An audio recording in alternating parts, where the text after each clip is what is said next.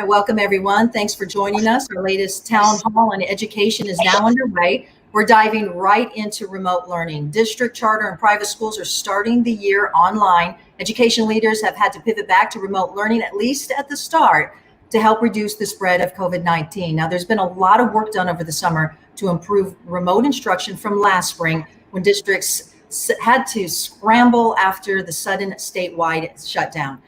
During this full hour, we're discussing only remote learning, the best practices for parents and students, and how to avoid any pitfalls. And we have our region's largest districts represented. Tucson Unified Superintendent Gabriel Trujillo is here, as well as Assistant Superintendent for Curriculum and Instruction, Flory Hewitt. And from the Sunnyside District, which is starting the school year today, IT Coordinator Frank McCormick. Now, we are taking questions, but we want you to know we are only taking remote learning instruction questions. So we'll get to them in just a moment. But first, let's start with Superintendent Gabriel Trujillo. If you can give our viewers a quick synopsis of how the district is providing rigorous remote instruction that hopefully is as close to the traditional classroom model as possible.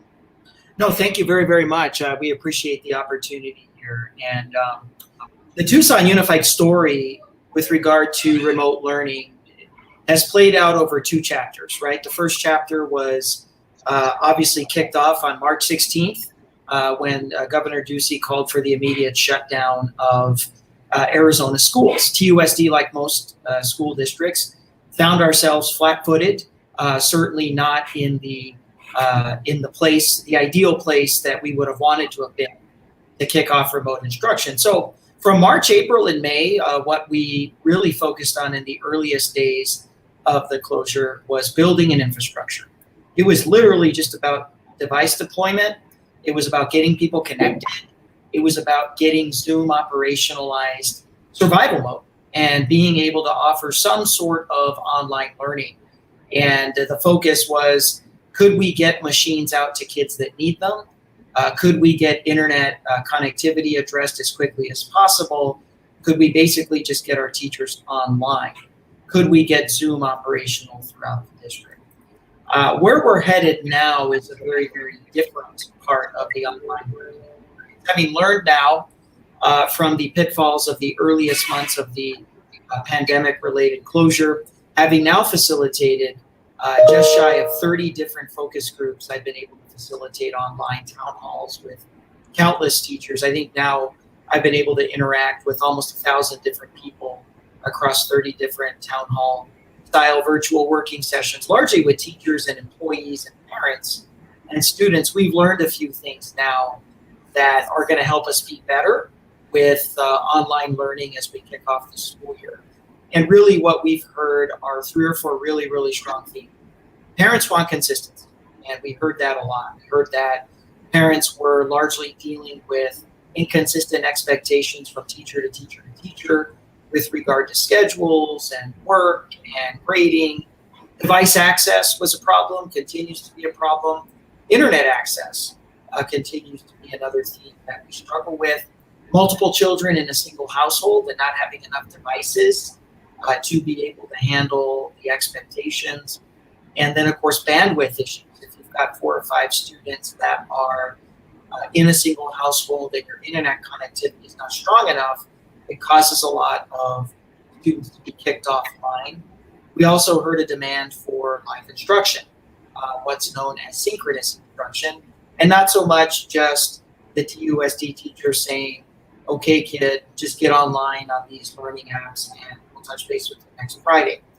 The demand on parents to try to sit with their students and to be able to try to manage all the connectivity issues was another predominant theme. And we're excited that I think that now in our second chapter of the online learning experience at USD, we're going to be in a better place to address those themes that have emerged. And we start, I know Sunnyside, I want to wish them the best of luck. They start today. We will kick things off on August 10th. We'll kick things off on Monday, where 100% of our district will be online.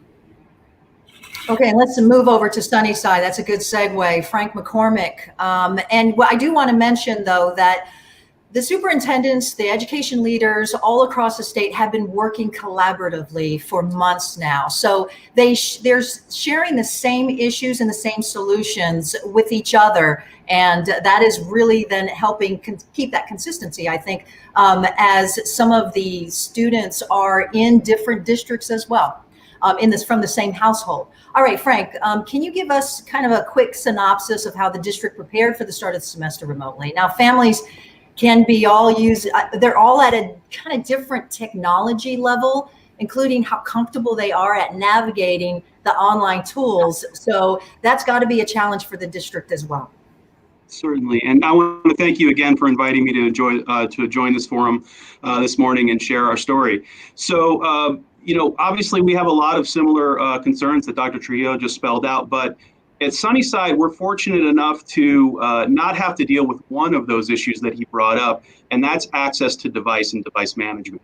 I came out of the classroom about 10 years ago to work with district leadership on implementing one-to-one programs for our students in grades 4 through 12. So for almost 10 years now, every single student in our district in grades 4 through 12 has had their own designated device. Chromebooks and their own laptop devices in a way to engage content and engage with their teachers even before the closures. So that put us at a bit of an advantage when we had the sudden announcement last year that during Q4 we would not have face-to-face learning. We weren't completely out in the cold because a lot of our students, like I said, in grades 4 through 12, all of the students already had designated devices. And we did have a surplus of devices that we were able to deploy to a lot of the third grade students. Now, coming into this year, we've been able to use some of the additional funding that we've gotten from the federal government, some of the CARES money, to purchase additional devices. So now every single one of our students in grades K through 12 has their own designated device, which is really important because we have a lot of families who have multiple students in the same household, who have students who all have a need for a device on a daily basis, and it's very impractical for them to try to, figure out a way to share that device between maybe 3 or even 4 students in the same household. So in Sunnyside, that's not a concern because every single student has their own designated device. Now, the other issue that you raised is an important issue, which is really the educational piece for families.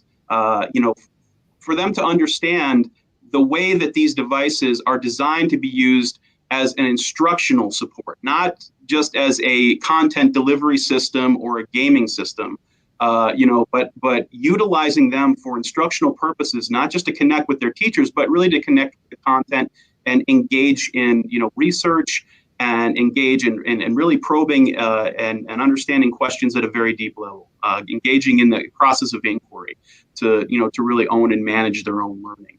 So that's a real big concern for us, and a real big focus for us is not only working with teachers, obviously, to get them to understand what it's like to teach in a remote environment, but communicating with families and getting them to understand, how this device plays an integral part in the students' day-to-day activities in participating in class and being able to engage with not only their teachers, but cooperative learning with other students.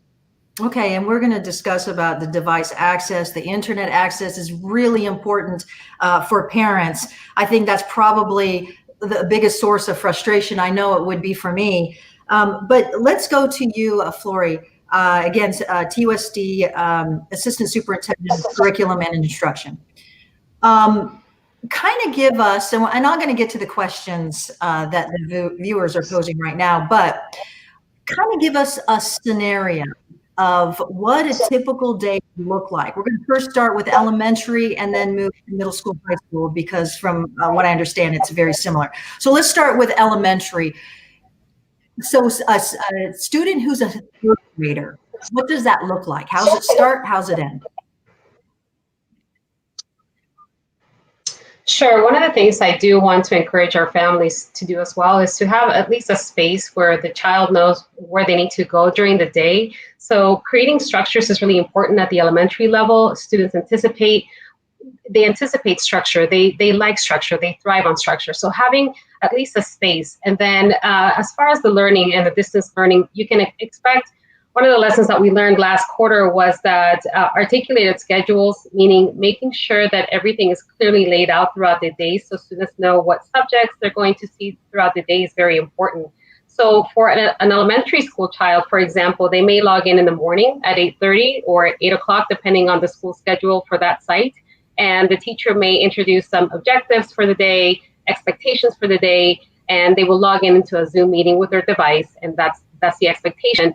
And as the day goes on, she will go ahead and he or she will deliver the instruction or instruction on English language arts, math, however the schedule is structured for that particular site. They will deliver core live instruction with the students in the class. At this point, they might take attendance in the morning.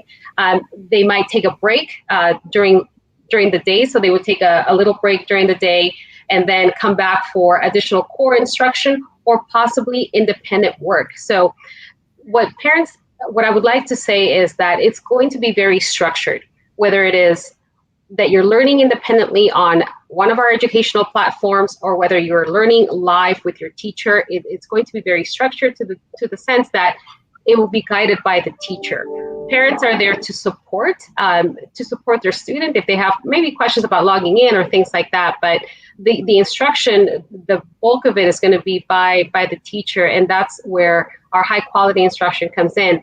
As the day continues, they will have, as I said, several breaks during the day because it is difficult to be, of course, on a computer all day. So it is important that there are built-in breaks.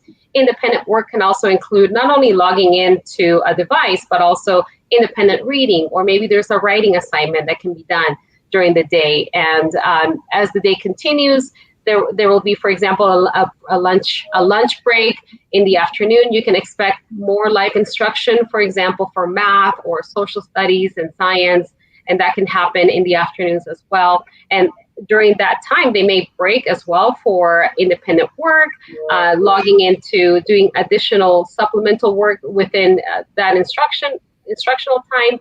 And towards the end of the day, they will log off. But what I do want to say is that because the schedule is clearly articulated, it may be from 8 till 3. You're having multiple breaks during the day. You log in for your live instruction with your teacher. You may log off for independent work. And that independent work can include, like I said, online logging into an educational platform, or it could be independent reading or writing and things along those lines. As far as the middle school and high school, you can anticipate something very similar. Of course, you have in some of our schools, we have what's called a block schedule. And again, you will anticipate very clearly articulated schedules that will identify when your core classes are. So for example, a student in middle school or high school can log in at 8 o'clock for their first period. And during that period, they will receive live instruction and they may be assigned offline tasks in what we call the asynchronous work. So depending on the schedule for that school site, a student can have, for example, periods 1, 3, 5, and 7 during the day with breaks in between those periods. And that could be 1, 3, 5, and 7 maybe on Mondays and Thursdays, and periods 2, 4, and 6 on Tuesdays and Fridays. And they could have a combination of those periods on Wednesdays. So they should expect live instruction for those periods where teachers will take attendance, and then they will send them off to do asynchronous work after they deliver core live instruction. So that's what could be expected for middle and high school. It is a little bit different in sense that it's broken up by periods, and that's what's different in the middle school and high school. Okay, superintendent video. We're going to go to the viewers. We have one question here, and this is single parents. This is a very big concern. We've been hearing a lot from single parents. And the person wrote here, the biggest concern for me is my kids' progress in education will be stalled with remote learning. I am not a teacher. I never went to school to become a teacher. And now that's basically a big role for parents now. Single parents that work full time like myself will have kids that suffer the most. Kind of address this, and that was one of the concerns that you also listed as well. that parents will feel like they have to become the teachers. So Trujillo, please address that. There's no situation where anybody other than a certified teacher will be facilitating lessons. I think we heard Mrs. Hewitt speak very clearly to what's different now heading into this school year.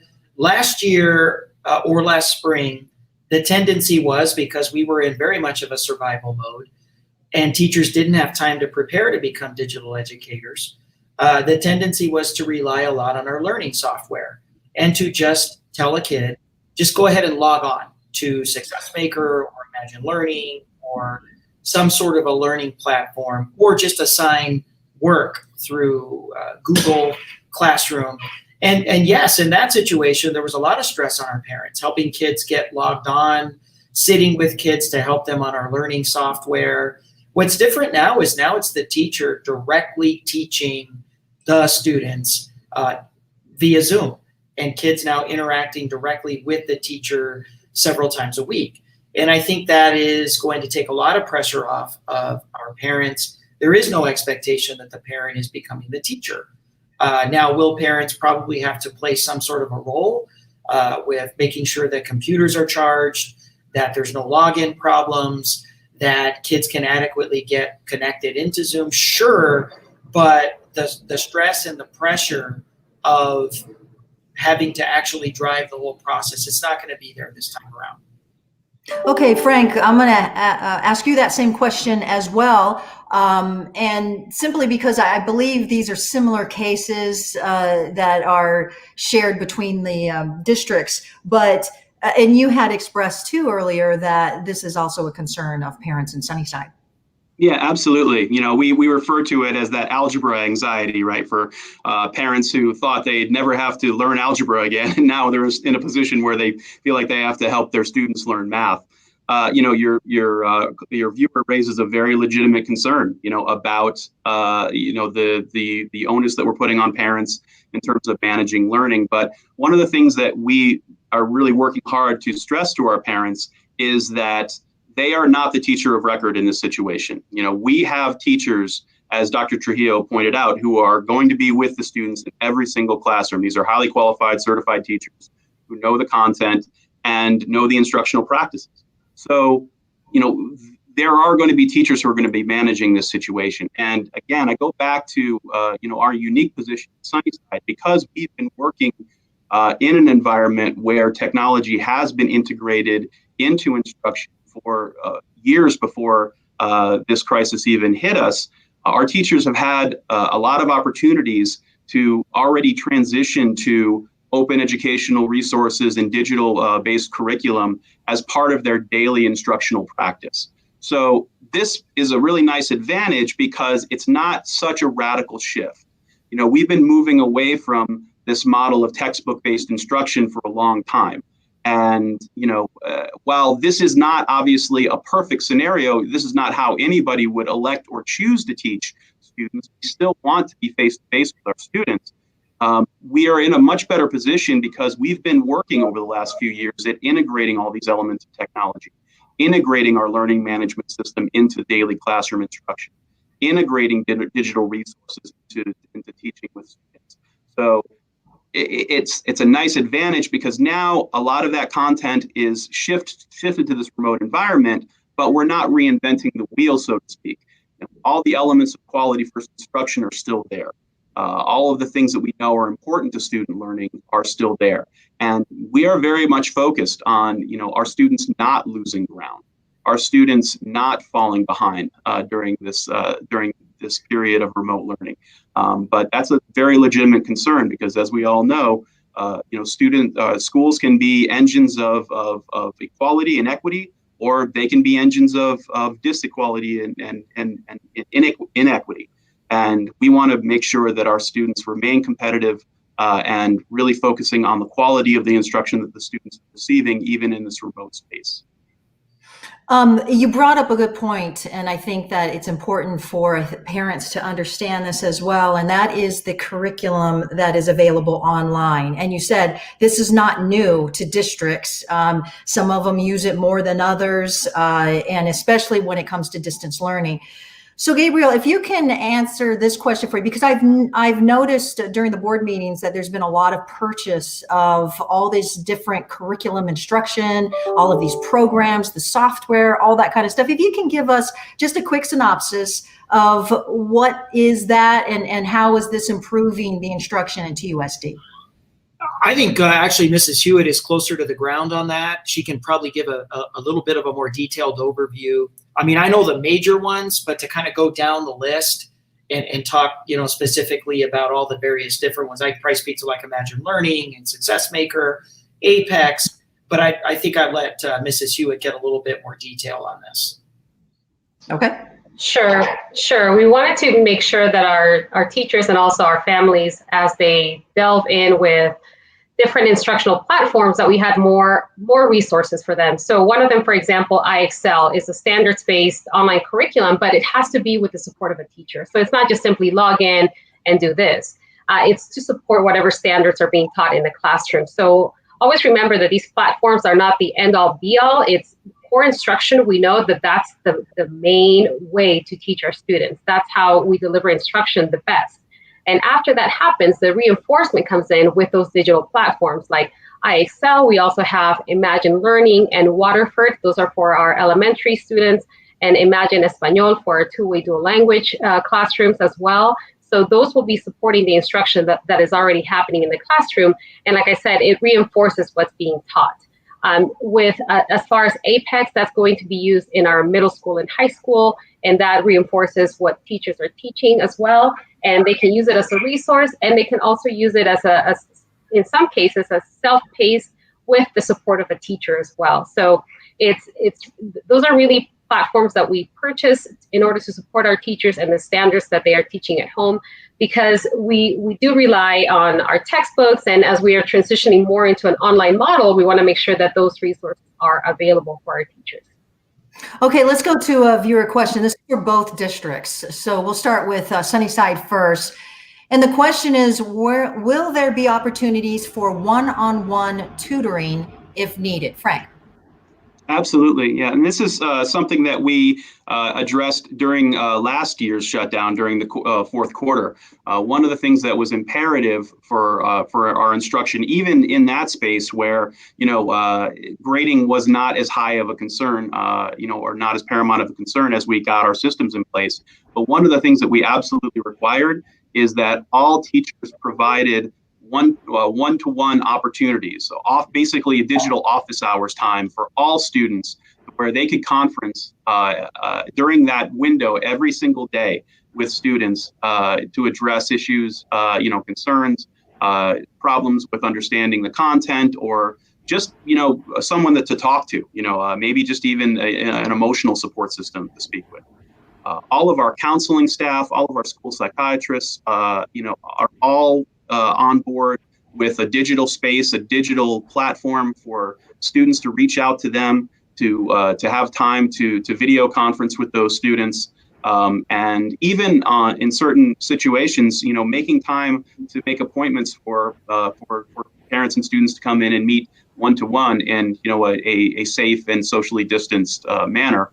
But opportunities to be able to have a real human interaction and a one-to-one interaction with an instructor as needed. We know that this is a critical and essential part of successful instruction, and so that's really built into our schedule and built into to our operational plan.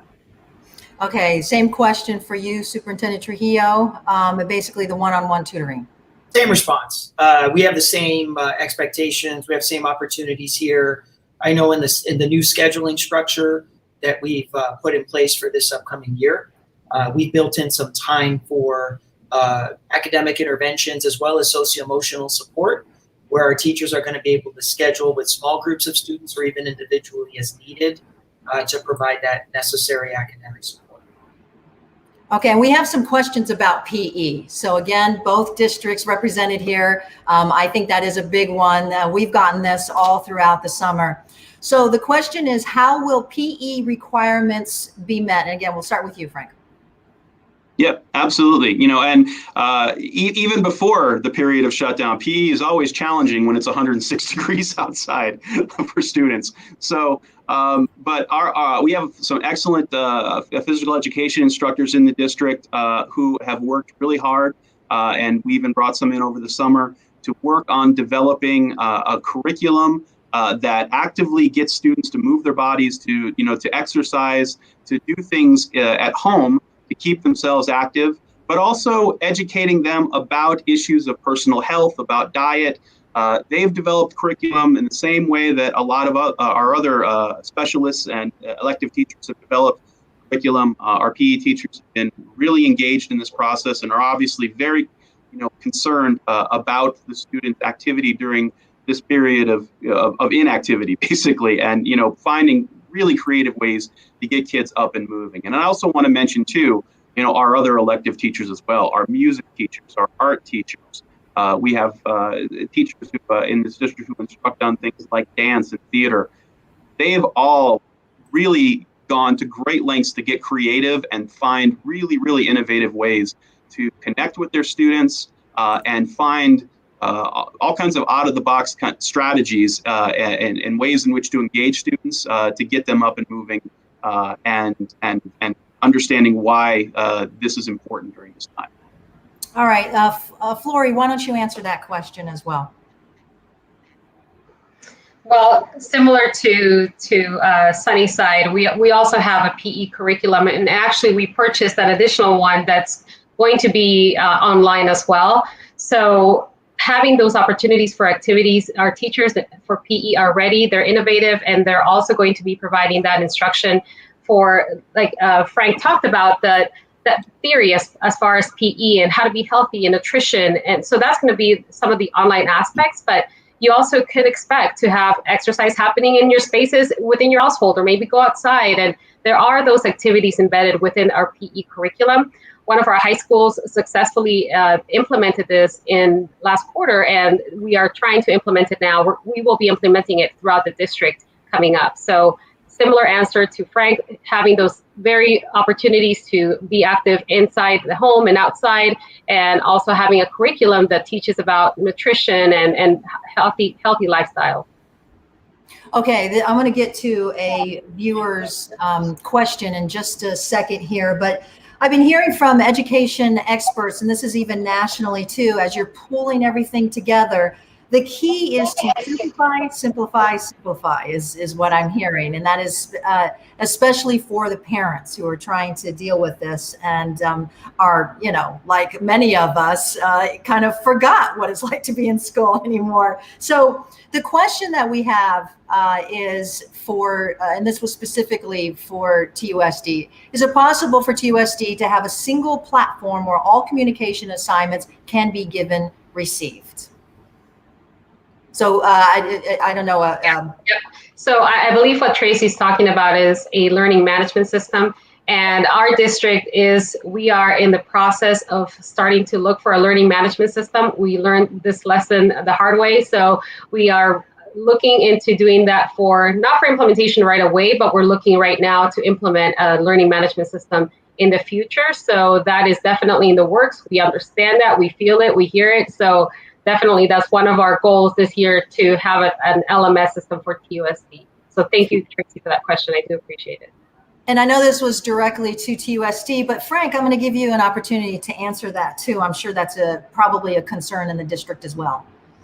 Sure, absolutely. And again, we have the advantage of having managed that learning management system question a couple of years ago.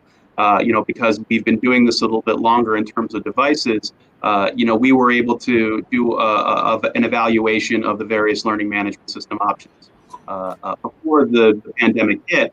So we've settled on a learning management that we feel is fairly strong and consistent. So all of our students, every single classroom in the district is using Google Classroom and the Google Drive suite, which includes Google Meet video conferencing as their central point of communication. In addition to that, we've also developed custom dashboards for parents and students, so they can see all of their assignments, all of their classes aggregated on a single dashboard. in a single location to really make things as simple and straightforward for parents as possible. We know that this is a struggle for parents. It's difficult for them to manage.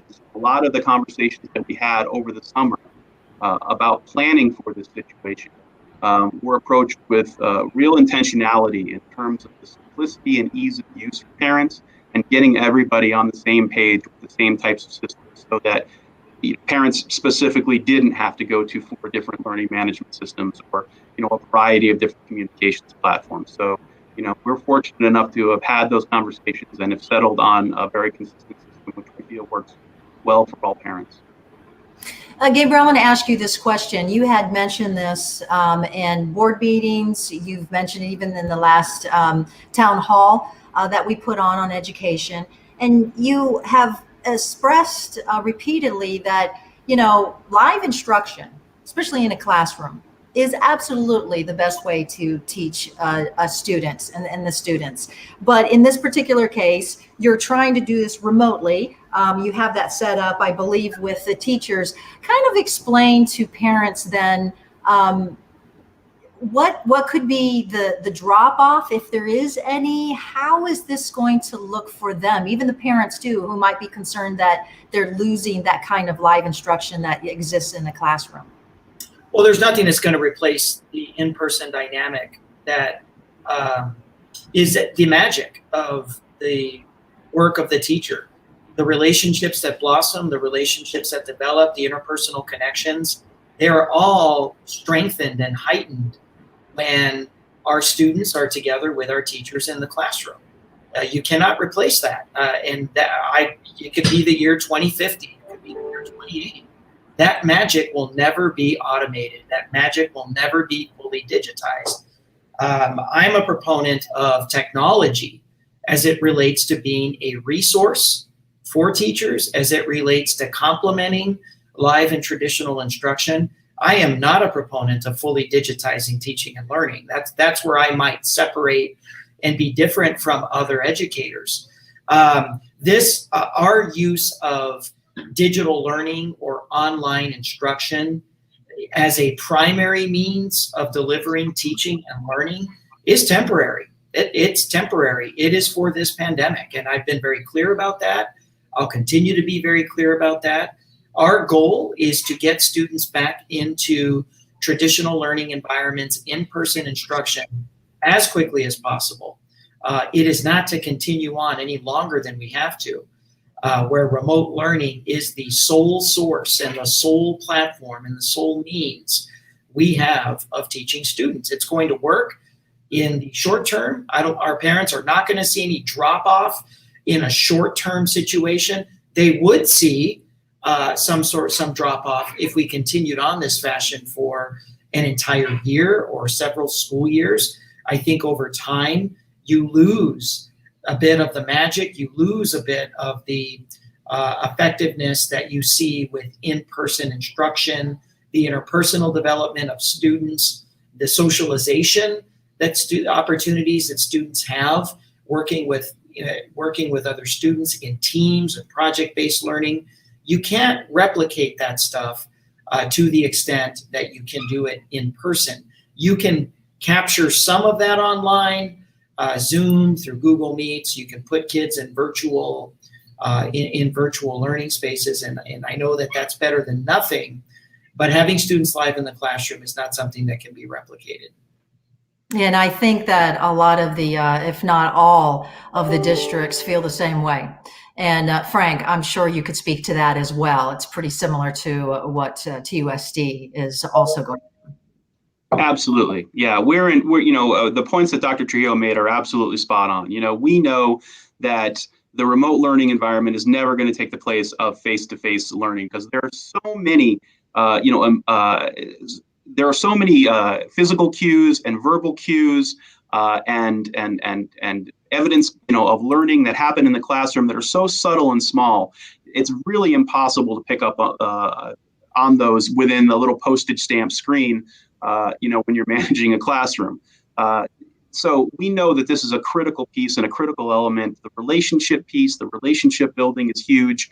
But that's why we've really focused with our conversations with our teachers and our professional development with our teachers, talking about ways in which we can try to pick up on some of that loss through this digital environment. So, utilizing things like small group breakout rooms and how to design, your meet sessions so that you can use breakout rooms and facilitate small group conversation, and ways that teachers can use the technology to pick up on discussions and dialogues that are happening between students within those virtual spaces to gather evidence of learning. These are just sort of little tricks and tips that we're focusing on with teachers, not focusing on training on the technology, but focusing on the instruction and how to gather evidence of student learning within a digital space. One day we're going to go back into a physical classroom, and that day is going to be wonderful, and everyone's going to be thrilled when that day comes around and it happens, because that is absolutely the optimal space for building relationships with students, instructing students, being able to really hear what the students have to say, and observing how they're engaging with both each other, their peers, and with the curriculum and content. But the fact is that we are in this space right now, and we have to take it seriously. We have to not dismiss it as being just something, that's short term, that isn't valuable or isn't worth anything, but really look at it as an opportunity to say, okay, this is a different way of engaging with students. We need to do the absolute best job we can to service our students in this time. We're all teaching remotely and students are learning remotely. Optimism is an intellectual choice. So we are electing to be optimistic about this and really looking at as an opportunity for everybody to grow, for us to grow as administrators, for teachers to grow as educators, for students to grow as leaders. Yeah, the glass is half full. That's how we need to look at this, especially during this pandemic. Okay, I have a question here. It's for both districts. The question is, how will test quizzes be monitored? I guess Flory dropped out, but so Gabriel, if you can answer that question. Tests and quizzes are going to be monitored the same way that they would be in a traditional environment. We're going to be very limited in our ability to formally assess students in a remote/learning environment. So we're going to be focusing a lot more on our formative assessment to make sure students are understanding the material. Obviously, we're going to be limited in being able to do final exams or being able to facilitate things like AZ Merit. And we certainly hope that we're not in this position when it comes time to do final exams. That's like in December. Our goal is to continue to work with the Pima County Health Department to try to get us back to in-person instruction. So that's where we're at. This is not the ideal platform to be doing, formalized high-stakes testing. All right, and same question, Frank. My son is a proud freshman at the University of Arizona, and did his finals last year online. He's going to be a sophomore this year. But it was a really interesting because while he was taking his finals, we had this same discussion. The University of Arizona, just like we do, has lockdown browsers, has ways of controlling what the students see on their device while they're testing, and various technological solutions. But as my son pointed out, he goes, it's pretty ridiculous because I can just pull out my phone anytime I want to and look up the answers anyway that way. So, we can't be precious about this. We obviously have technological solutions in place for students who are testing to lock down their browsers and limit them from being able to go online and, look up other things. But if the student has a phone in their hand, they're going to be able to look up the answers. That's just the world that we live in right now. And really, there's nothing that we can do about it. So, we're really going back to this idea of looking at assessments and looking at the purpose of giving assessments, not just giving tests for the purpose of giving tests, but what's the real thing that you're trying to get from that test? What's the evidence that you're gathering about how the student's learning and how the student's able to understand the content that you're delivering? What we're doing is we're having a lot more conversations about improving the ways that we assess students, and not just going to the fallback multiple choice test, but really saying, if the questions that we're asking in an assessment are answers that you can Google the answer to in 15 seconds. Is that really a good question, right? Why are we asking questions where you can just Google the answer? Maybe we should be looking at our assessments themselves rather than the method by which we deliver the assessments to really give students questions that they can't simply Google the answer to, but still provide us with evidence of their understanding of the content. Yeah, I know these are ongoing issues that will be worked out as the semester or the year, or, because we're basically talking about the possibility that at any time you have to go back to just remote learning if there is another outbreak. One of the things that, and we're going to get to the questions, I'm going to get to another one right now. Some of these are very specific, but this seems to be, I think, a concern for some parents who may not be as tech savvy as other parents as well. So the question is, since most schools are using Google Classrooms and Google Meets, is there a plan to run some sort of crash course tutorials for the analog type people among the parents? And I'm going to give that over to you, Flory. Sure. So actually, we are working with our technology team right now in building within our own webpage some modules for parents, which will chunk down information as far as not only logging into our platforms, but also how to support your students with our online digital platforms like Clever, and how to log into Imagine Learning and all these things. So we understand that there is some frustration and there are a lot of questions around those pieces. So definitely that is heard, and we will have a platform available within our website for parents to access. Okay, let's talk about some of these. In a sense, it's kind of twofold, where we're talking about like a pitfall that either a parent or student might fall into, and then what is the solution? So one that I think a lot of parents are very interested in is how then do these parents help navigate all of the technology. They think that maybe they're supposed to be teachers, as we've heard here as well. But what is a major pitfall that you know, and then how can you answer that with a solution? So let's first start with Frank. Right. So as we've said in the past, one of the major pitfalls that we've talked about is this feeling on the part of parents of them being in a position where they feel like they're the teacher of the class, as opposed to the teacher of record being the teacher of class. Because they feel so much pressure to manage the students' learning, to be able to manage how the students are interacting with the device, to make sure that students are logged in and attending class on a regular basis. By attending class, I mean in the virtual space where attendance is being taken. So all these pressures that the parents feel as a way of managing the students' learning. And, what we're doing is we're trying to create a seamless system where it's as simple as possible for parents to be able to understand what's going on in the classroom.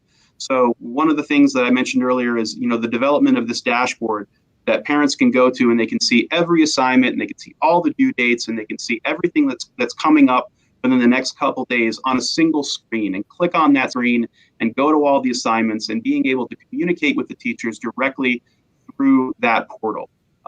We've also developed a web resource. I posted the link in the chat for our district that supports parents, a place for parents to go to, and if they want to see some video tutorials about what the student device experience looks like, or they want to see updates on what the curriculum is going to look like in the various classes, they can link to all those resources. They can get all that information from a single place without having to run around to multiple schools or multiple sites to figure that out. So we really are approaching this from the standpoint of almost a customer service type of standpoint, and saying that our students, our parents are members of our community, and we know that there are varying levels, degrees of comfort with technology, of the use of technology, and we want to make this experience as painless as possible for them.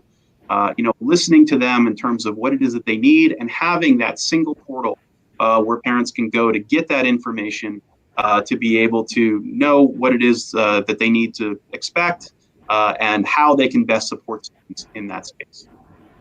And Gabriel, you have stressed in many board meetings and even the town halls and speaking to parents and students that there are so many resources available at their fingertips. It is available online. You have some new resources that are coming up. But if you can also explain just a big pitfall you think that parents might find themselves in, and then what is the solution that you've come up with?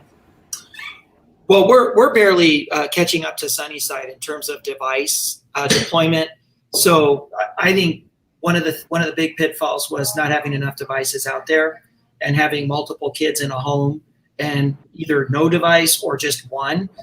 We're a one-to-one district. So we have been able now to purchase enough machines, laptops, tablets for every kid in the district, grade kindergarten all the way up through 12th grade. And it doesn't matter if you're a family and you've got 3 TUSD kids, we have enough now for 3 machines. We've got 3 laptops for each kid in the home. And that's a big game changer for us. Now, the downside to that, like every district in the country, we've got some major supply chain issues. So we're not going to be able to have all of those devices imaged, prepared, deployed for another couple of weeks. But that is a major pitfall that we're happy to have solved. Also, internet access. We've been able to provide now through the deployment of hotspots, internet access to every family that needs it. And also for our teachers. We also saw a pitfall was teachers not having laptops, teachers having antiquated laptops. We've now been able to provide almost 2,000 brand new Chromebook laptops to our teachers so that they'll be able to do their jobs. What we're asking them to do digitally. And Flori, I'm going to get to you in just a minute. I'm going to stay with you, Gabriel. But what is the message to parents? You know, so there are still some technology issues. There's access issues. But what do you want to tell them in terms of how they should feel about all of this and how they should be reacting to this and some of their concerns? But what would you like to tell parents? You're going to have the devices now to be successful. That plain and simple message. We are going to give a device for every single kid. You no longer have to worry about multiple students sharing a computer, borrowing something from a neighbor, or trying to get access through Zoom on your phone. We just need a little bit of patience because it's going to take us a few extra weeks to be able to get all of the thousands of Chromebooks that we have ordered deployed and distributed to the homes that need them. So basically it's patience. So the parents just need to be patient at this point. You've got a plan in place. It'll eventually get there. And it's not like the students are expected then to be at a certain level when they don't have the tools to be able to get there. So, okay. So I'm going to ask you that same question, Flori. Are there any pitfalls that you think that parents might fall into? And then also, what is the solution? How should they feel about this? How should they react?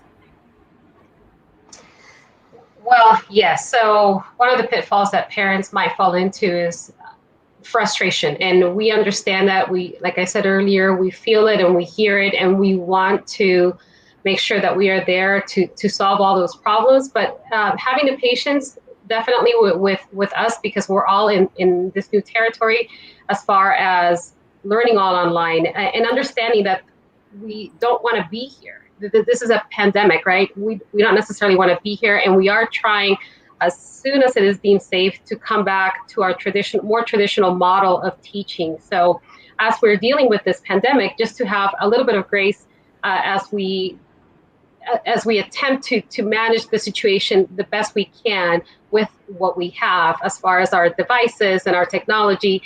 There will be bumps, and we are here for you to support that and to help get through those bumps, but just having that grace and patience with our district. And I know that all of the districts have been really reaching out to the parents over the summertime as much as you can to provide as much communication about the process, what to expect. So we're getting to the end of the time here, and I just want to have all three of you kind of discuss about the communication to parents, communication to students, what is expected, if there are any frustrations, what can they do? We'll start with you, Frank. Right. So this was a big part of our messaging over the summer, and trying to settle on a plan and make sure that that plan was consistent and clear to all of our parents. We have fewer number of schools in TUSD, so that gives us, I think, a little bit more flexibility in terms of designing consistency within our scheduling. So every single one of our schools in the Sunnyside School District is going to be running a similar schedule. We're doing rolling block schedules, which are 2-hour block periods. And so this gives teachers more time to engage with students, more time to work on projects both synchronously and asynchronously, more time to get students into those small breakout rooms and collaborative work groups where they can break down and really discuss the content and help and support each other.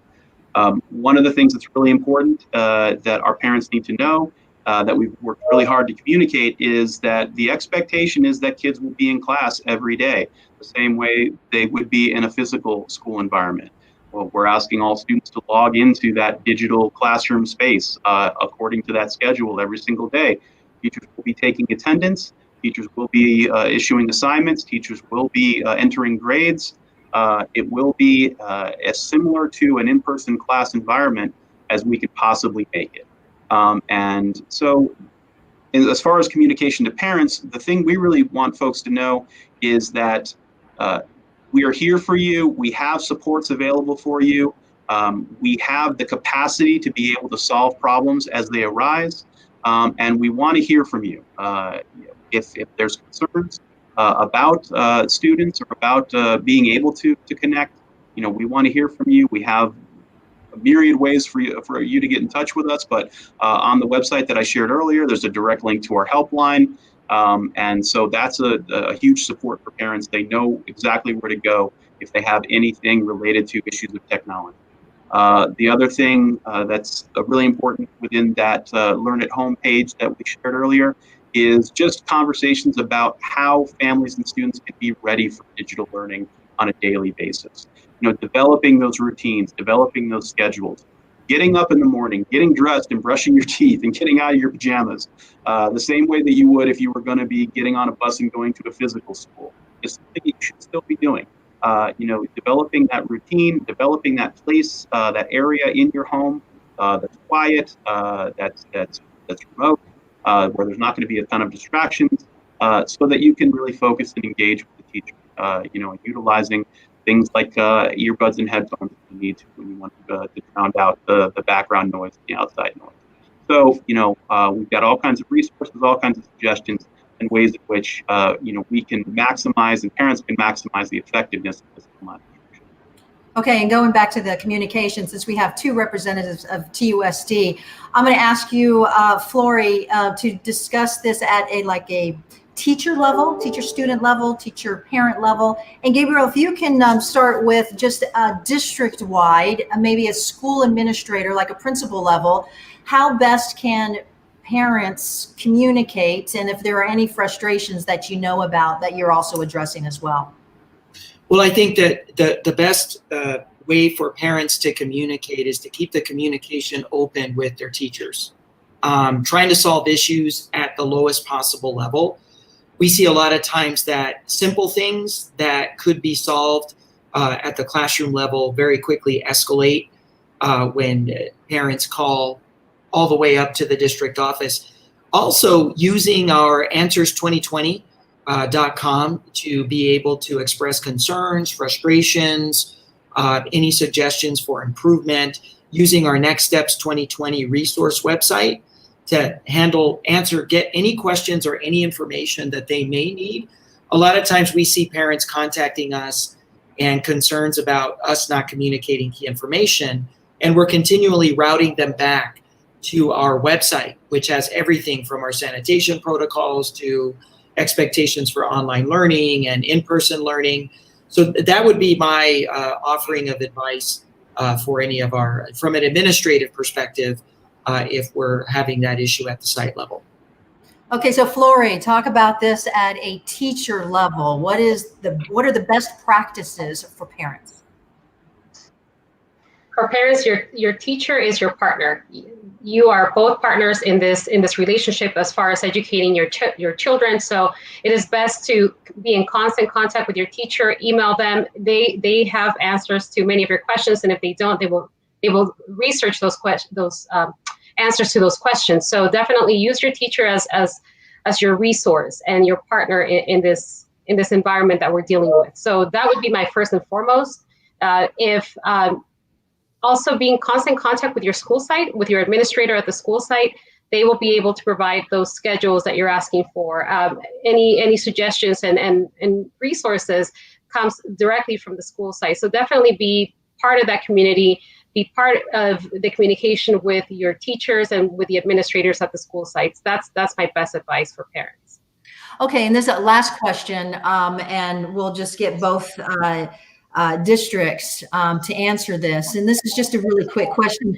Do you have the resources to be able to take in all of these calls from parents and students? Well, students will be dealing with the teachers directly, but from parents, because I mean, there's a lot of questions, there's a lot of issues, and there's only so many people at schools. But have you made plans for that? Are there extra people to handle specifically those kinds of calls? We'll start with you, Frank.